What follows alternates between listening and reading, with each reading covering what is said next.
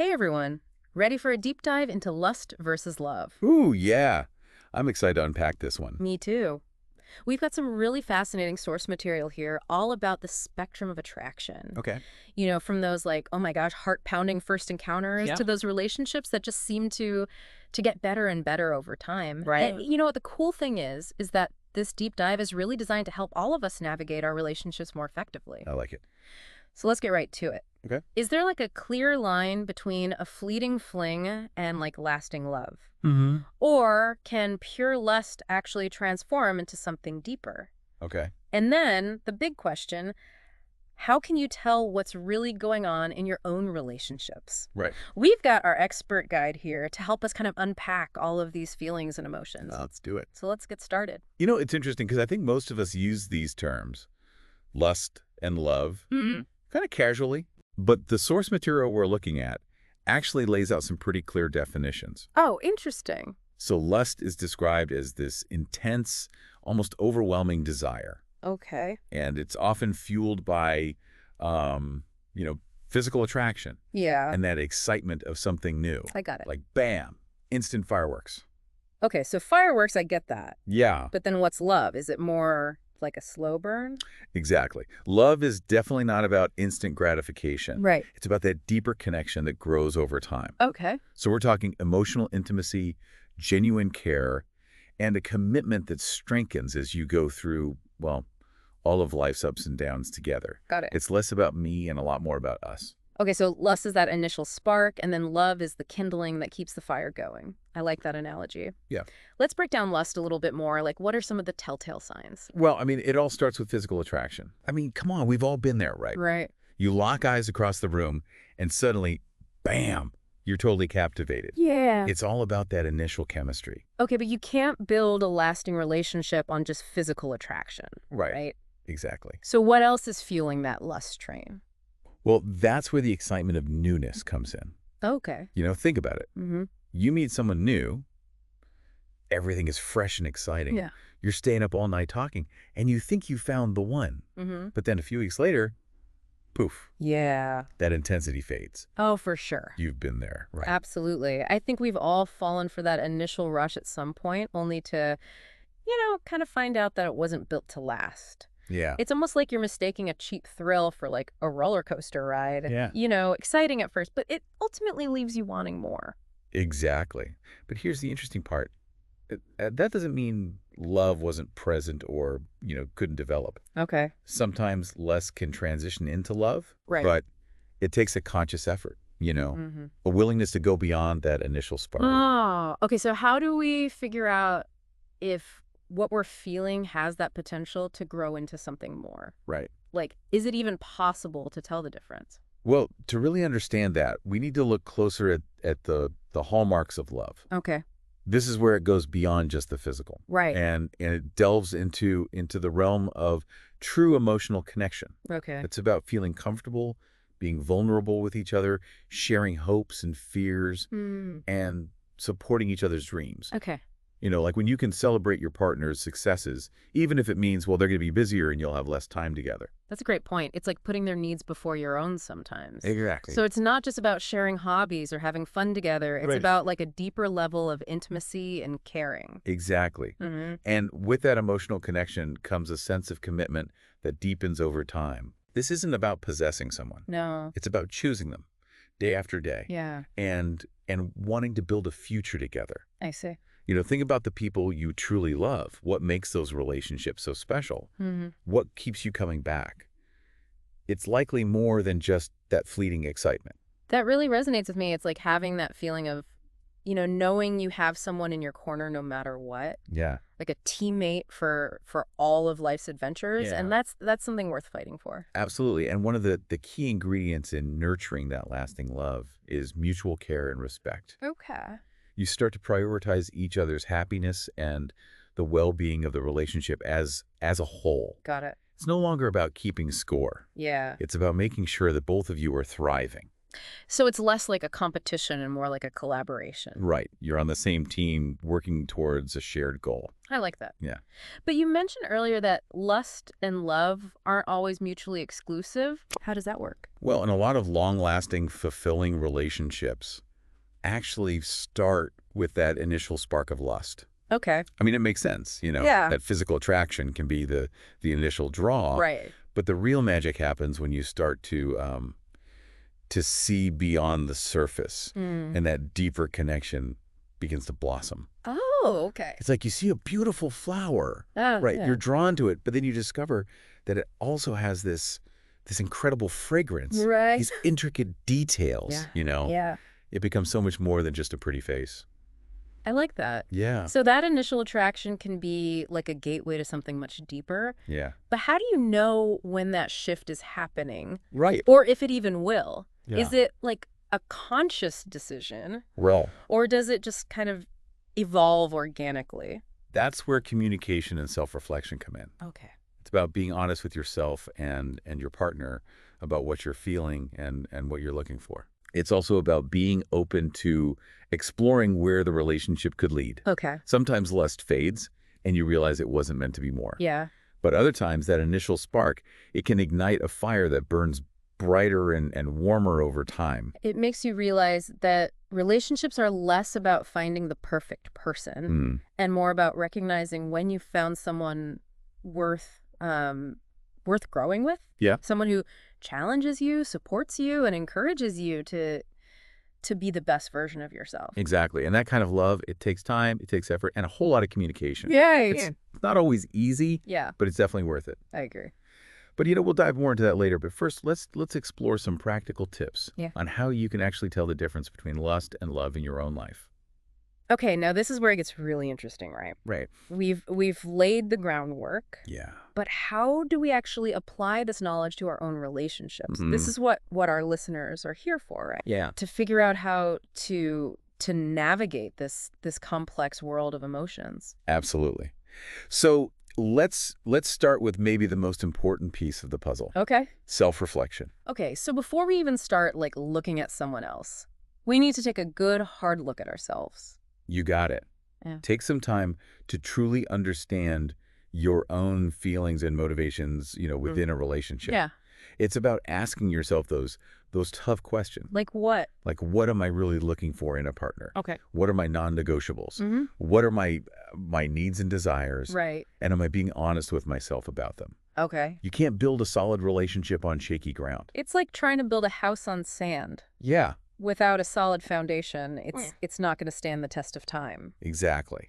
So once you have a clearer picture of yourself, then you can start to examine your relationships through a new lens. Okay.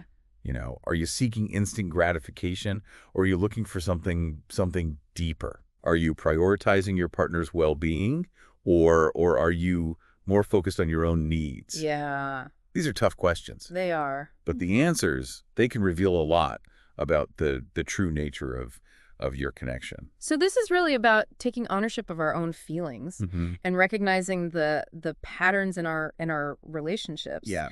And from there, we can start making more conscious choices about who we let into our lives. Right. And how we build those connections. Exactly. This is powerful stuff. It is. But, self-reflection, that's just the first step. Right. Once you have a better understanding of yourself, Okay. you need to open up those lines of communication with your partner. Okay. Honest and open dialogue about your feelings, Mm-hmm. your needs, and expectations. Right. That's essential for building a strong and healthy relationship. Yeah. But that's a topic for our next segment. Okay. Yeah. This is all so insightful. Yeah. It's like we're peeling back the layers of an onion, Mm-hmm. revealing the complexities of human attraction. I like that. We've covered so much ground already, but I'm eager to hear more about the role of communication in building those lasting connections. Right. Yeah. Let's take a moment to let all this sink in because it's a lot to process. Yeah, it is. But we'll be back soon to explore the next layer of this fascinating topic. Sounds good. Welcome back. I'm excited to continue our exploration of lust versus love. Me too. And I keep thinking about something you mentioned earlier, that a lot of successful relationships actually start with lust. It's true. That initial spark can be like like a shot of adrenaline. Yeah. It pulls you in.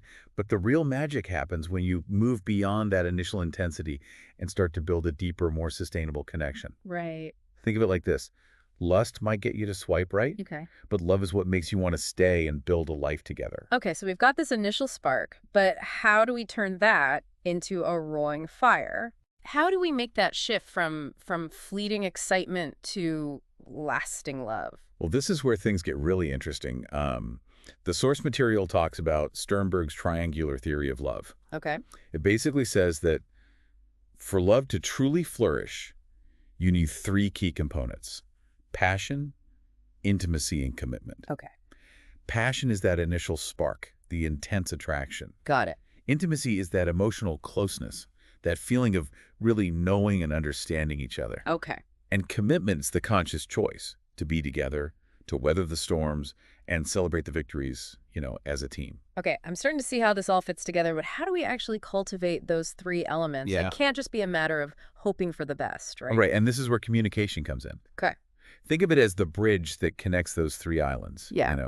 Passion, intimacy, and commitment. Right. Without that bridge, you're just shouting across the water, hoping the other person understands. So we're talking about more than just small talk, right? Yeah, for sure. This is about being vulnerable, sharing your dreams and fears, and really listening to what the other person is saying, both verbally and non-verbally. Exactly. Yeah. Communication is about creating a safe space where you can both be your true selves without fear of judgment or rejection. Okay. And within that safe space, trust begins to grow. Okay. Think about it. You can't truly love someone you don't trust, right? Now, that makes total sense, but trust isn't something that just appears overnight. Right. How do we build that kind of foundation in a relationship? It's definitely a process, and it takes time and effort from both partners. Yeah. It's about being reliable, keeping your promises, and being there for each other, even when it's inconvenient. Yeah. It's also about being honest and transparent, even when it's difficult. So it's about consistency, Yeah. both in our words and our actions, showing up for each other time and time again. It's like that saying, love is a verb. It's not just a feeling, it's something you actively do. Exactly. Trust is built through those everyday actions, Right. through the little things, just as much as the grand gestures. I see. And as trust deepens, so does intimacy. Okay. But remember, intimacy is about so much more than just physical touch. Okay, so we're not just talking about spending time in the bedroom. No. What other forms of intimacy are important for building a strong connection? Well, think about it like this. Okay. Physical intimacy can be amazing, right? Yeah. It can strengthen the bond you share. Right. But it's only one piece of the puzzle.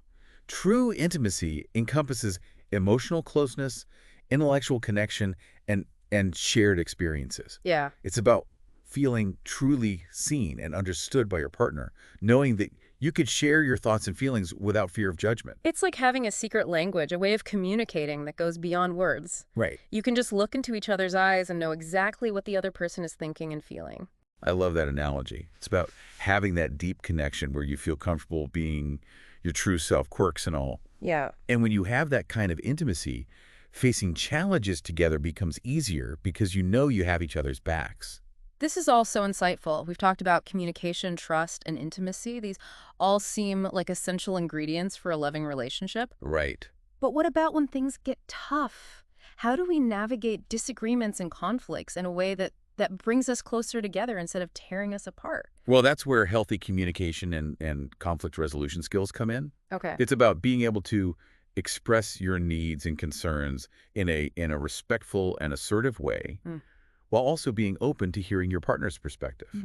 It's about remembering that you're on the same team, even when you disagree. So it's not about winning or losing, but about finding solutions that work for both partners. It's a good thing. And sometimes that means being willing to compromise, right? Absolutely. Compromise is a key ingredient in any successful relationship.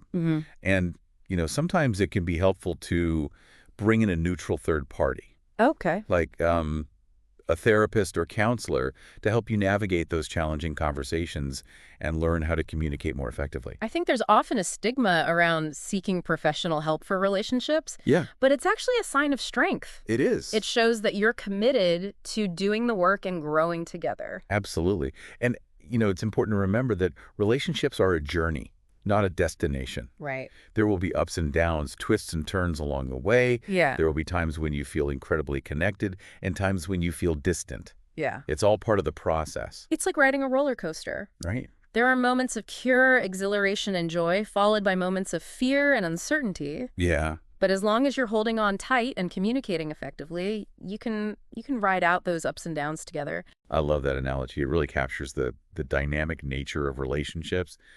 Speaking of dynamics, let's shift gears a bit and talk about the practical side of things. Okay. We've talked a lot about the theory, but the source material also provides some really helpful tips for discerning between lust and love in our own relationships. Yes, let's get into those practical tips because at the end of the day, that's what our listeners are here for, Right. to figure out how to take all this knowledge and actually apply it to their own lives. Exactly. So we've already talked about self-reflection. That's step one. Right. But once you have a good understanding of your own needs and desires, it's time to start looking at the relationship itself. Okay. Ask yourself some key questions. Like what? Well, is the relationship primarily based on physical attraction? Okay. Do you spend most of your time together in the bedroom? Okay, so basically, are you more interested in what's happening between the sheets than what's happening outside the bedroom? That's a pretty clear sign that lust might be the driving force. Right. What else should we be looking for? Well, think about the conversations you have. Okay. Do you know much about each other's lives outside of the relationship? Yeah. Can you talk about difficult topics or share your true feelings without fear of judgment? Yeah. Or do you avoid those conversations because you're worried about rocking the boat? So it's about looking for depth, Right. both in our conversations and in our connection as a whole. Exactly. Are we building a foundation of shared experiences and genuine intimacy? Or are we just skimming the surface? Exactly. And this is where it's important to pay attention to your gut feelings. Okay. Do you feel anxious or insecure when you're not together? Mm-hmm. Do you constantly need reassurance or validation Yeah. from your partner? Or do you feel safe and secure in the relationship, knowing that you can be yourself without feeling like you need to put on a show? Those are some really important things to consider, but what if you realize that you're only feeling lust, or that the relationship is primarily based on physical attraction? Yeah. What steps can you take to either shift the dynamic or move on? That's a great question. And it's one we'll explore in more detail now. We'll talk about how to have those courageous conversations, set boundaries, and make choices that align with your values and your vision for the future. Okay. Sounds good. Welcome back. We've been having such an insightful conversation about lust and love. It really has been, yeah. And I feel like we've really uncovered some important truths about these really powerful emotions. I agree. And, exploring these concepts, it doesn't just help us understand our current relationships. Right. It also helps us make more conscious choices about our future connections. That's so true. It's like we're giving ourselves a roadmap to navigate this often confusing world of relationships. Exactly. And one of the most important things I've taken away from this deep dive is the idea that building a fulfilling relationship, it isn't just about finding the right person. Mm-hmm. It's about becoming the right person yourself. That really resonates with me. Yeah. It's about recognizing that we each bring our own baggage to the table, Right. our own experiences and our own patterns. Yeah. And if we're not actively working on ourselves, on becoming the best version of ourselves, then we're not showing up as fully as we could be in our relationships. Absolutely. It's like we're two trees planted side by side. Okay. We can support each other. We can share resources, even offer shade. Yeah. But we each need to individually grow strong roots and reach for the sunlight. I love that analogy. It's Yeah. about recognizing that our individual growth contributes to the health and the vitality of the relationship as a whole. Exactly. And that journey of personal growth, Mm-hmm. it's not a passive one. Right. It's about taking those insights that we've been discussing today Yeah. and actively applying them to our lives. Right. It's about making conscious choices Mm-hmm. that align with our values and our vision for the future. So it's not enough to just talk about communication or Right. trust. Yeah, To need to actually put those principles into practice, right? exactly. It's about actively listening to our partners, Yeah. expressing our needs clearly, Mm. and working together to resolve conflicts constructively. Okay. And sometimes it's about recognizing when a relationship has run its course Yeah. and having the courage to walk away. Right. Remember, staying in a relationship that no longer serves you, it doesn't do either of you any favors. That's such an important point. It's about recognizing that sometimes the most loving thing we can do for ourselves and our partners Mm. is to let go. Yeah. But, all of this talk about personal growth. Right. And making conscious choices, it might feel a bit overwhelming, especially if you're already in a relationship Yeah. where those lines between lust and love are kind of blurred. That's understand. I mean, change can be daunting. For sure. But remember, you don't have to do this alone. Okay. There are resources available like therapists or relationship coaches who Right. can, they can help you navigate these complex emotions Mhm. and make decisions that are aligned with your highest good. And sometimes just having that outside perspective can make all the difference. It can. It can help you see things more clearly. Yeah. And give you the courage to take those necessary steps, whether that's working on the relationship or moving on. Absolutely. And it's important to remember that every relationship is unique. Yeah. What works for one couple may not work for another. There's Yeah. no one-size-fits-all approach to love. The key is to find what feels authentic and fulfilling for you. So true. This deep dive has been such a rich exploration. It has. We've covered so much ground from the biological underpinnings of lust Yeah. to the complex dynamics of lasting love. It's been amazing. And through it all, we've emphasized the importance of self-awareness, Right. communication, and personal growth. It's been incredible. And I think we've equipped our listeners with some valuable tools to navigate their own relationships with more clarity and intention. Absolutely. But before we wrap up, Okay. I want to leave our listeners with one final thought-provoking question to ponder. Right. Now that we've explored the nuances of lust and love, Yeah. how might this new understanding shape your approach to your own relationships, both present and future? That's a powerful question. Take some time to reflect on what resonated with you most from this deep dive. What insights can you carry with you? Yeah. What changes might you want to make? Right. Remember, this is an ongoing journey, Right. and every step you take towards self-awareness and conscious choice, it brings you closer to creating the fulfilling relationships you deserve. Beautifully said.